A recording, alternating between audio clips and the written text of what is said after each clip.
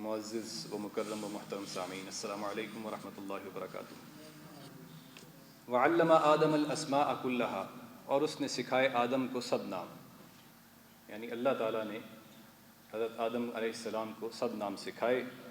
ثم عرضهم على الملائکہ، پھر ان کو پیش کیا فرشتوں پر۔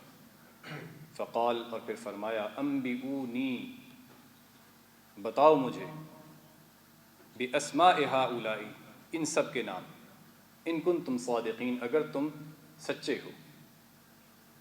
قالوا، فرشتوں نے جواب دیا، سبحانک، تو پاک ہے، لا علم لنا الا ما علمتنا، ہمیں کوئی علم نہیں مگر جتنا تو نے سکھا دیا۔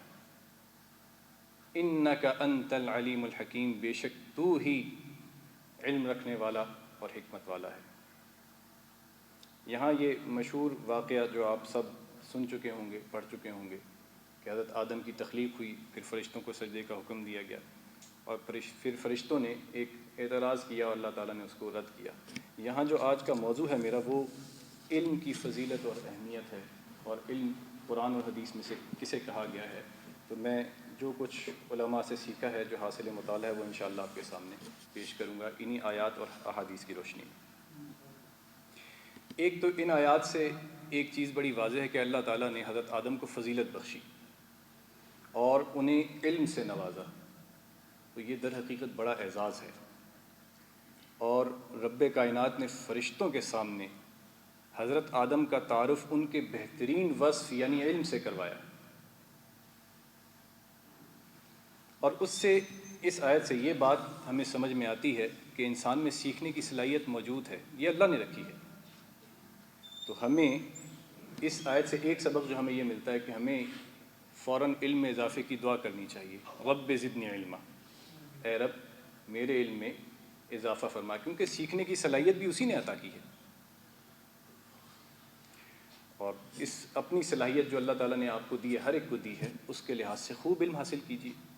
یہ دعا بار بار پڑھیے، اس لیے کہ اللہ تعالیٰ نے خود یہ دعا اپنے نبی صلی اللہ علیہ وسلم کو سکھائی، رب زدنی علما، سورہ طٰہٰ کی آیت ہے۔ پھر ایک حدیث ہے صحیح مسلم شریف میں، رسول اللہ صلی اللہ علیہ وسلم نے فرمایا، جب انسان مر جاتا ہے تو اس کے عمل کے سلسلہ ختم ہو جاتا ہے، مگر 3 چیزوں کا ثواب اسے ملتا رہتا ہے۔ پہلی چیز اس میں صدقہ جاریہ ہے، کوئی ایسا کام کیا جس سے لوگوں کو فائدہ مل رہا ہے، تو اس کے مرنے کے بعد بھی اس کا ثواب اس کو ملتا رہے گا۔ دوسری جو چیز ہے وہ ہے نفع دینے والا علم، کیونکہ آج کا موضوع میرا علم کی اہمیت کے حوالے سے ہے، تو نفع دینے والا علم، اس کا ثواب بھی انسان کو ملتا رہے گا۔ اور تیسری چیز ہے نیک اولاد۔ تو ایک تو جہاں ان آیات سے علم کی فضیلت واضح ہو رہی ہے کہ اللہ تعالیٰ نے جو فضیلت دی حضرت آدم کو وہ علم کی وجہ سے تھی، کیونکہ فرشتوں کے سامنے جب وہ نام پیش کیے گئے تو وہ نہیں بتا سکے، اور حضرت آدم نے اللہ کے حکم کے مطابق بتا دیے۔ تو ایک تو فضیلت فرشتوں کو اسی وقت یہ معلوم ہو گئی کہ اس کے پاس علم ہے، اس لیے یہ ہم سے افضل ہے۔ اور دوسری بات اس سے ہمیں کیا معلوم ہوئی، اگر کسی چیز کا علم نہ ہو تو اس پہ کوئی جہالت کا مظاہرہ کرنے کے بجائے یا کوئی تعویل ادھر ادھر کی دینے کے بجائے فرشتوں کی طرح کہیے سبحان اللہ، اللہ تو پاک ہے۔ کسی بھی مخلوق کے پاس سارا علم تو نہیں ہے، سارے کا سارا علم تو اللہ کے پاس ہے، تو اگر نہیں کسی چیز کے بارے میں جانتے تو کہیے سبحان اللہ۔ یہ ہمارے یہاں ایک عام سی بیماری ہے، چیز معلوم نہ بھی ہو پھر بھی ضرور اس کے بارے میں کوئی نہ کوئی اظہار خیال ضرور کرنا ہے۔ تو بھائی فرشتوں کی مثال سامنے رکھیے، انہیں نہیں پتہ تو انہوں نے فوراً کہا سبحانک، اے اللہ تو پاک ہے، یعنی کس چیز سے پاک ہے؟ ہم تو علم نہیں رکھتے لیکن تو اس چیز سے پاک ہے، تو علم رکھنے والا ہے، بلکہ انک انت، بے شک تو ہی علم رکھنے والا ہے، تو کہیے سبحان اللہ۔ بہت سارے ایسے واقعات یا ایسی باتیں ہوتی ہیں جو ہمیں سمجھ نہیں آتی ہیں، کوئی واقعہ ہو گیا، کوئی بیماری آ گئی، کوئی پریشانی آ گئی، تو ہم نہیں جانتے تو کہیے سبحان اللہ، اے اللہ ہم نہیں جانتے لیکن تو جانتا ہے کہ اس کے پیچھے کیا حکمت ہے، کیا فائدہ ہے۔ تو ہمارا علم محدود ہے، اللہ تعالیٰ زمین و آسمان کے ہر راز سے واقف ہے۔ دوسری بات یہاں پر علم کی اہمیت اور فضیلت اس بات سے ثابت ہو رہی ہے، فرشتوں نے اعتراض کیا تھا کہ یہ جو نائب آپ بنانے لگے ہیں، یہ کرے گا کیا؟ یہ تو فساد کرے گا، یہ تو خون بہائے گا۔ اور اگر تیرا مقصد عبادت ہی ہے، جیسے قرآن کی ایک آیت میں بیان بھی ہوا کہ وما خلقت الجن والانس الا لیعبدون، ہم نے جنوں اور انسانوں کو عبادت کے لیے پیدا کیا۔ تو فرشتوں نے کہا ہم بھی تو کرتے ہیں، نحن نسبح بحمدک ونقدس لک، ہم نے تیری تسبیح بھی بیان کرتے ہیں، تیری حمد بھی کرتے ہیں، تیری تقدیس بھی بیان کرتے ہیں۔ تو یہ جو تو جس کو نائب بنا رہا ہے، یہ تو فساد بھی کرے گا زمین میں اور خون بھی بہائے گا وہاں پر۔ تو اللہ تعالیٰ نے علم کے ذریعے سے ان کے اعتراض کو رد کیا۔ فرشتوں کو ان اسماء کا علم نہیں تھا جو اللہ تعالیٰ نے حضرت آدم کو دیا تھا، حضرت آدم نے بتا دیے، تو وہاں فرشتوں کو یہ بات سمجھ میں آ گئی کہ انسان کے پاس علم ہوگا، اللہ کی طرف سے عطا کردہ علم ہوگا، جس کی وجہ سے یا جس کی مدد سے وہ اچھے کام بھی کرے گا۔ اب جو میں نے آپ کے سامنے حدیث پڑھی، یہ تو بات ہوگی علم کی فضیلت کی، علم کی اہمیت اور فضیلت۔ ہمیں جو فضیلت دی گئی، ابن آدم کو جو فضیلت دی گئی، وہ علم کی، در حقیقت علم کی وجہ سے۔ پہلی فضیلت یہ عطا ہوئی علم کی، علم دیا گیا اور سیکھنے کی صلاحیت دی گئی۔ اب جو حدیث شریف میں نے آپ کے سامنے پیش کی، اس کا ترجمہ میں آپ کے سامنے رکھتا ہوں کہ علم کون سا علم، قرآن اور حدیث میں اس علم سے کیا مراد ہے۔ حضرت ابو درداء رضی اللہ عنہ سے روایت ہے، وہ فرماتے ہیں کہ میں نے اللہ کے نبی صلی اللہ علیہ وسلم کو فرماتے سنا کہ جو شخص علم کی تلاش کے لیے کسی راستہ پر چلے تو اللہ تعالیٰ اس کے لیے جنت کا راستہ آسان فرما دیتے ہیں، اور فرشتے طالب علم کے لیے اپنے پروں کو بچھاتے ہیں، اور عالم کے لیے جو کچھ بھی آسمانوں اور زمینوں میں ہے اللہ سے بخشش طلب کرتا ہے، یہاں تک کہ مچھلیاں پانی میں عالم کے لیے مغفرت طلب کرتی ہیں اللہ تعالیٰ سے۔ اور عالم کی فضیلت، علم رکھنے والے کی فضیلت عابد کے اوپر، یعنی عبادت کرنے والے کے اوپر اسی طرح ہے جس طرح چاند کی فضیلت تمام ستاروں پر۔ یعنی یہاں عالم سے مراد باعمل بھی ہے، آگے ایک حدیث میں پیش کروں گا جس میں عمل بھی ساتھ شرط لگائی گئی۔ اور اسی حدیث میں پھر آگے بیان فرمایا کہ علماء انبیاء کے وارث ہیں، اور انبیاء نے کوئی میراث میں، ترکے میں، وراثت میں کوئی درہم دینار نہیں چھوڑے ہیں، بلکہ انہوں نے تو علم کو چھوڑا ہے۔ تو جس نے اس علم کو حاصل کیا اس نے بڑا حصہ حاصل کیا۔ یہ ابو داؤد اور ترمذی شریف کی روایت ہے۔ تو اس سے ایک بات تو واضح ہو رہی ہے کہ اب اس سے علم کون سا مراد ہے۔ اور دوسری بات، عالم کی بات آئی تو وہاں عمل کی بات بھی آئے گی، میں آخر میں ایک حدیث انشاءاللہ اس کے حوالے سے بھی پیش کروں گا۔ پھر ایک حدیث اور ہے جو مزید اس بات کو واضح کر رہی ہے کہ علم سے اللہ اور اس کے رسول کے نزدیک کیا مراد ہے۔ یہ حدیث آپ اور میں پڑھتے سنتے سناتے رہتے ہوں گے یقیناً، خیرکم من تعلم القرآن وعلمہ، تم میں سے بہترین وہ ہے جو قرآن سیکھے اور اس کو سکھائے۔ تو ان دو احادیث سے علم تو واضح ہو رہا ہے کہ اللہ اور اس کے رسول کے نزدیک، صلی اللہ علیہ وسلم کے نزدیک علم سے کیا مراد ہے۔ باقی سارے علوم اسی سے نکلے ہیں، تمام علوم کا سرچشمہ قرآن مجید ہی ہے، باقی علوم سے منع نہیں کیا گیا، ایسی بات نہیں کہ کسی علم کی نفی کی جا رہی ہے، بلکہ سارے نفع دینے والے علم قرآن مجید سے ہی حاصل ہوئے ہیں۔ لیکن اللہ اور اس کے رسول صلی اللہ علیہ وسلم کے نزدیک علم سے مراد قرآن اور حدیث کا علم ہے۔ قرآن آپ سیکھیں گے، سمجھنا چاہیں گے تو ظاہر سی بات ہے کہ سب سے پہلے اور سب سے اچھی تشریح اس کی اللہ کے نبی صلی اللہ علیہ وسلم نے بیان کی اور سمجھائی ہمیں۔ جب قرآن کا علم حاصل کریں گے تو اس کو سمجھنے کے لیے آپ کو حدیث کا سہارا لینا پڑے گا۔ تو قرآن و حدیث کا علم بہترین وہ ہے جو یہ کام کر رہا ہے، سیکھ رہا ہے اور سکھا رہا ہے۔ اور اس حوالے سے عموماً، کیونکہ یہاں میرے سامنے بزرگ نمازیوں کی ایک بڑی تعداد موجود ہے، عموماً یہ کہا جاتا ہے کہ جب اس عمر میں کیا سیکھنا اور سکھانا ہے، جی اب کیا کریں گے ہم، اب تو کچھ ذہن میں نہیں رہتا۔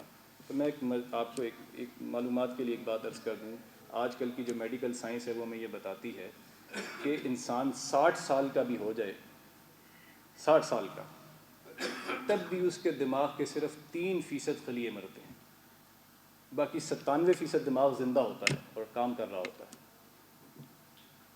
تو اس لیے ہرگز شیطان کی بات مت سنیے کہ آپ ابھی کچھ نہیں حاصل کر سکتے ہیں، اللہ تعالیٰ نے بہت صلاحیت رکھی ہے۔ یہ بھی آج کی میڈیکل سائنس ہمیں بتاتی ہے کہ 5 سے 25% تک اپنا دماغ ہم استعمال کرتے ہیں، باقی 75% خالی ہوتا ہے، اور 25% تک بھی وہ لوگ جاتے ہیں جو اس دنیا کو کچھ دے کر جاتے ہیں، کچھ تحقیق کرتے ہیں، کتابیں لکھتے ہیں، کچھ ایجاد کرتے ہیں. تو ایک عام آدمی 5 سے 10% ہی استعمال کرتا ہے، باقی دماغ خالی پڑا ہوا استعمال کیجیے. پھر ایک قرآن اور حدیث کی یہاں بات آئی ہے، تو ایک بات عموماً یہ آپ کو سننے میں ملے گی کہ یہ بہت مشکل ہے جی، کیونکہ یہ عربی میں ہے. ٹھیک ہے، تو عربی آپ نے سیکھنی ہے تب آپ 8 سال لگائیے. عموماً یہ کہا جاتا ہے کون سیکھے. اگر آپ غور کیجئے تو اردو کے بے شمار الفاظ عربی سے ہی آئے ہیں، کوئی ایسی نئی بات نہیں ہے. بے شمار الفاظ اگر آپ کبھی اس نیت سے قرآن مجید کو کھولے اور پڑھنا شروع کریں تو آپ کو لگے گا بہت سارے الفاظ تو وہی ہیں جو ہم اردو میں استعمال کرتے ہیں. دوسری بات یہ، قرآن مجید دنیا کی واحد کتاب ہے کہ جس کا اتارنے والا یہ کہہ رہا ہے وَلَقَدْ يَسَّرْنَا الْقُرْآنَ، یقیناً تحقیق میں نے قرآن مجید کو آسان کر دیا ہے. دنیا کی کسی کتاب میں آپ کو یہ بات نہیں ملے گی. ہر ایڈیشن میں آپ کوئی کتاب اٹھائیں تو شروع میں لکھا ہوتا ہے کہ ہم نے اس میں ساری پروف ریڈنگ کر لی ہے، پھر بھی کوئی غلطی آپ کو نظر آئے تو ہمیں اطلاع دیں تاکہ ہم اس کو ٹھیک کر سکیں. قرآن مجید جہاں شروع ہو رہا ہے سورہ بقرہ کی پہلی آیت میں اللہ تعالیٰ نے فرما دیا لا ریب فیہ، اس میں کوئی شک. دوسری بات سورہ قمر میں 4 مرتبہ اعلان کیا ہے کہ قرآن آسان ہے. اللہ تعالیٰ ایک مرتبہ بھی کوئی بات فرما دیں تو اس میں کوئی شک شبہ کی گنجائش بحیثیت مسلمان ہمارے لیے نہیں ہے. لیکن ایک ہی اعلان کو 4 مرتبہ دہرانے کا مقصد کیا ہے؟ میں اگر ایک ہی بات کو بار بار دہرانا شروع کر دوں تو اس کا مطلب یہ ہوتا ہے کہ میں اپنی بات میں وزن پیدا کرنا چاہ رہا ہوں یا اپنی بات کی اہمیت کا احساس دلانا چاہ رہا ہوں، اس لیے بار بار ایک بات کو دہرا رہا ہوں. تو اللہ تعالیٰ نے 4 مرتبہ سورہ قمر میں اس اعلان کو دہرایا وَلَقَدْ يَسَّرْنَا الْقُرْآنَ، ہم نے قرآن کو آسان کر دیا. تو یہ ہرگز یعنی اس شیطان کے جال میں مت آئیے کہ جی قرآن مشکل ہے یا ہم نہیں سیکھ سکتے. یہ کسی بھی عمر میں سیکھا جا سکتا ہے اور بہت آسان ہے، اس لیے کہ اللہ تعالیٰ نے فرمایا ہے کہ یہ آسان ہے. اور آپ کے لیے تو یہاں یعنی بڑی میں سمجھتا ہوں آسانی ہے کہ آپ کی اس مسجد میں پورا سال ہی یہ سلسلہ جاری رہتا ہے. بڑوں کے لیے بھی، بچوں کے لیے بھی، خواتین کے لیے بھی مستقل ایک سلسلہ ہے جو چل رہا ہے. قرآن مجید کا ترجمہ سیکھیے، پڑھیے. تو کہیں آپ کو دور بھی نہیں جانا، آپ کے اسی علاقے میں موجود ہے. کچھ وقت نکالیے، کوشش کیجیے. قرآن آسان ہے، انشاءاللہ کوشش سے آئے گا. آپ نے ابھی تک بہت ساری چیزیں سیکھی ہیں وہ پیدائش کے وقت آپ کو نہیں پتہ تھیں، لیکن آپ نے اس کے لیے کوشش کی، وقت نکالا، اس کے لیے مال خرچ کیا، اپنا وقت خرچ کیا. تو آج آپ جس بھی علم کا، جس بھی شعبے میں ہیں اس کے ماہر ہیں. تو اسی طرح قرآن مجید کو بھی کچھ وقت دیں گے تو انشاءاللہ یہ بھی سمجھ میں آئے گا. ہم یہاں مسائل کی بات نہیں کر رہے ہیں کہ آپ وہ ترجمہ پڑھ کے فوراً فتوے دینا شروع کر دیں. قرآن مجید کا عمومی پیغام جو ہے وہ ہدایت کا پیغام ہے. دیکھیے غیر مسلموں یا نو مسلموں کے آپ اگر واقعات پڑھیں تو ان میں سے بیشتر واقعات آپ کو ایسے ملیں گے کہ میں نے قرآن کا ترجمہ پڑھا اور میں مسلمان ہو گیا. اب ترجمے میں انہیں کیا پڑھا تھا؟ کوئی مسائل سیکھے تھے، وہ 8 سال لگائے تھے، بس ترجمہ پڑھا، اس کا سیدھا سیدھا پیغام ہدایت کا انہیں سمجھ میں آ گیا، انہوں نے اسلام قبول کر لیا. تو ہم جو یہاں بات کر رہے ہیں قرآن مجید کی تعلیم سے، وہ اپنی ہدایت کے لیے جو اس میں پیغام موجود ہے وہ ہے. باقی اگر کسی کو مسائل سیکھنے تو ضرور شوق سے 8 سال لگائے، 10 سال لگائے، اس میں بھی اسپیشلائزیشن کرے. لیکن عمومی ہدایت جو اس سے حاصل کرنی ہے اس کے لیے اتنا وقت لگانے کی ضرورت نہیں ہے. یہ فوراً شیطان ہمارے سامنے دیواریں کھڑی کرتا ہے کہ او ہو یہ ہو جائے گا، پھر اتنا وقت کتنا. شیطان کے خیال کو فوراً رد کیجیے. یہ 2 باتیں ذہن میں رکھیے کہ اللہ نے کہا ہے کہ یہ آسان ہے اور اس میں کوئی شک. تو یہ 2 باتیں انشاءاللہ ذہن میں ہوں گی تو شیطان کا یہ حربہ ناکام ہو جائے گا ہمارے اوپر انشاءاللہ. اور دوسری بات یہ کہ یہ جو میں نے میڈیکل سائنس کی ایک ریسرچ آپ کے سامنے رکھی تو ہم کسی بھی عمر میں سیکھ سکتے ہیں انشاءاللہ. ایسی کوئی بات نہیں ہے کہ بڑی عمر میں قرآن ہمیں نہ یاد رہے. ایسی کئی مثالیں موجود ہیں کہ لوگوں نے بڑی عمر میں حفظ کرنا شروع کیا اور حفظ بھی کر لیا پورا قرآن میں. کئی مثالیں موجود ہیں. تو یہ آسان ہے اس لیے یہی اس کا معجزہ. تو یہاں تک تو علم کی فضیلت، اہمیت اور قرآن مجید اور احادیث میں علم کس کو کہا گیا ہے اس کی بات تھی. اور آخر میں کیونکہ عالم کی بات ہوئی، عالم کی فضیلت کی بات ہوئی، اللہ تعالیٰ نے عالم کو فضیلت دی عابد کے اوپر، تو صرف علم کی وجہ سے نہیں دی، بلکہ یہاں ایک حدیث ہے جو ذرا اس پورے سینیریو کو ہمارے سامنے، ذرا اس پورے منظر کو واضح کر رہی ہے۔ حضرت عبداللہ بن مسعود رضی اللہ تعالیٰ عنہ سے روایت ہے کہ اللہ کے نبی صلی اللہ علیہ وسلم نے فرمایا، کسی بھی انسان کے قدم قیامت کے دن اس کے رب کے پاس سے اس وقت تک نہیں ہٹ سکیں گے جب تک کہ وہ 5 باتوں کا جواب نہ دے، جب تک کہ اس سے 5 سوال نہ پوچھ لیے جائیں۔ پہلا سوال کیا ہے کہ اپنی عمر اس نے کہاں صرف کی، کن کاموں میں لگائی اپنی عمر۔ دوسری بات، جوانی کو کہاں کھپایا، کیونکہ جوانی میں انسان کی تمام صلاحیتیں اپنی بہترین سطح پر ہوتی ہیں، تو کہاں خرچ کیا اس جوانی کو۔ پھر تیسری بات، مال کیسے کمایا۔ چوتھا سوال یہ ہوگا کہ جو کمایا اس کو خرچ کہاں پر کیا۔ اور پھر 5ویں بات یہ ہوگی کہ جو علم حاصل کیا اس پہ کتنا عمل کیا۔ یہ کیونکہ عالم کی بات آئی تھی تو یہاں ساتھ اس حدیث کو اگر جوڑ لیں تو بالکل واضح ہو جائے گا کہ صرف علم حاصل کرنا نہیں بلکہ اس پہ عمل بھی یہاں مراد ہے۔ جو عالم با عمل ہوگا اس کو وہ فضیلت حاصل ہوگی انشاءاللہ۔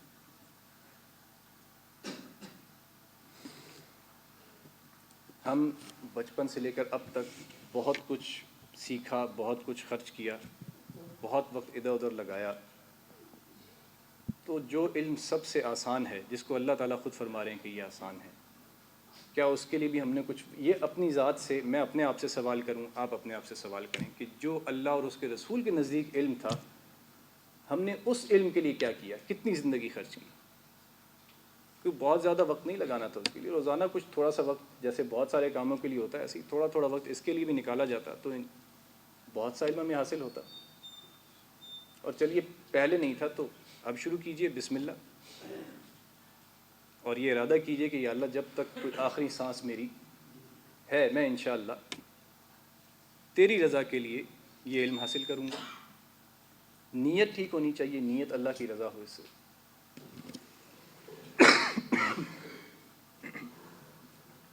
نیت بہت اہم چیز ہے، یعنی علم حاصل کرنے سے میری یہ نیت نہ ہو کہ میں کسی کے اوپر روب جھاڑوں گا کہ اچھا جی آپ کو نہیں پتہ، یہ تو مجھے پتہ ہے، آپ کو ابھی تک یہ بھی نہیں پتہ۔ یہ ہوتا ہے نا، علم کا بھی وہ آ جاتا ہے نا بوجھ، جسے ہم بوجھ کہتے ہیں، یہ بوجھ ہوتا ہے۔ اگر آپ کسی کو دیکھیں علم کا روب جھاڑتا پھر رہا ہے تو یہ بوجھ ہے اس کے لیے۔ اللہ تعالیٰ نے اس کی بہت یعنی ایسی مثال دی ہے کہ اللہ تعالیٰ ہمیں سمجھ لے اس بات کی۔ تو علم حاصل کریں اللہ کی رضا کے لیے، اور پھر اس پہ عمل بھی کریں، کیونکہ اس کا سوال ہونا ہے آپ سے، مجھ سے بھی ہونا ہے، آپ سب سے، ہم سب سے اس کا سوال ہونا ہے۔ اور آپ کو دور بھی نہیں جانا، میں نے جیسے عرض کیا یہاں اس مسجد میں آپ کی ایک سلسلہ چل رہا ہے مسلسل، تو آپ اس سے فائدہ اٹھائیے۔ جسے ہم کہتے ہیں بہتی گنگا میں ہاتھ دھونا، تو چل رہا ہے ایک سلسلہ، آپ کے گھر کے دروازے پر ایک علم کا دریا بہہ رہا ہے، تو اس میں سے فائدہ اٹھائیے، ہاتھ دھوئیے۔ تو جو کچھ میں نے اب تک عرض کیا اس کا خلاصہ یہ ہے کہ حضرت آدم علیہ السلام کو اللہ تعالیٰ نے علم کی فضیلت عطا فرمائی اور انسان کو سیکھنے کی صلاحیت عطا فرمائی۔ پھر دوسری بات، احادیث مبارکہ سے میں نے یہ وضاحت کی کہ علم اللہ اور اس کے رسول صلی اللہ علیہ وسلم کے نزدیک قرآن اور حدیث کا علم ہے، باقی تمام علوم کا سرچشمہ یہی ہے، تمام نفع دینے والے علوم یہیں سے آئے ہیں۔ آج مختلف محققین اس بات کو ثابت کرتے رہتے ہیں کہ فزکس بھی یہاں موجود ہے، کیمسٹری بھی یہاں موجود ہے، بائیو بھی یہاں موجود ہے، اور ستاروں کا علم بھی یہاں موجود ہے، ایسٹرالوجی، اور بے شمار علوم شمار کیے ہیں لوگوں نے، تحقیق کرنے والوں نے۔ تو سیکھیے اس کو، قرآن کے ذریعے سے سیکھیے۔ اور اس سے اگلی بات میں نے عالم کی فضیلت کے حوالے سے کی کہ جو اس علم کا حاصل کرتا ہے اس کی فضیلت کیا ہے۔ اللہ تعالیٰ اس کے لیے جنت کا راستہ آسان کرتے ہیں۔ تو ہم میں سے کون ہے جو یہ نہیں چاہتا کہ ہمارے لیے جنت کا راستہ آسان ہو جائے؟ کوئی ہے ایسا مسلمان؟ ہم سب کی یہ خواہش ہے کہ اللہ تعالیٰ ہمارے لیے جنت کا راستہ آسان کر دے، ہم سے حساب بھی آسان حساب لیا جائے، بلکہ بعض علماء کو تو میں نے یہ دعا کرتے بھی سنا کہ اللہ تعالیٰ مجھ سے حساب بھی نہ لے، میں تو اس قابل بھی نہیں ہوں، تو بس اپنی رحمت سے مجھے معاف فرما دے۔ اللہ تعالیٰ کو کون حساب دے سکتا ہے؟ کسی میں جرت ہے یہ کہ اللہ تعالیٰ کو حساب دے سکے؟ تو عالم کی فضیلت، اور پھر فضیلت صرف علم کی وجہ سے نہیں، بلکہ اگلی جو آخری حدیث میں نے آپ کے سامنے رکھی اس میں یہ بھی واضح ہوا کہ عمل، اس لیے کہ علامہ اقبال رحمۃ اللہ علیہ نے بڑی واضح الفاظ میں یہ بیان فرمایا، عمل سے زندگی بنتی ہے، جنت بھی جہنم بھی، یہ خاکی اپنی فطرت میں نہ نوری ہے نہ ناری ہے۔ تو اللہ تعالیٰ سے دعا ہے کہ جو کچھ میں نے کہا ہے آپ کے سامنے پیش کیا ہے وہ ہم سب کو سمجھنے کی توفیق عطا فرمائے، اس پہ ہم سب کو عمل کرنے کی توفیق عطا فرمائے۔ صلی اللہ وسلم علی نبینا محمد۔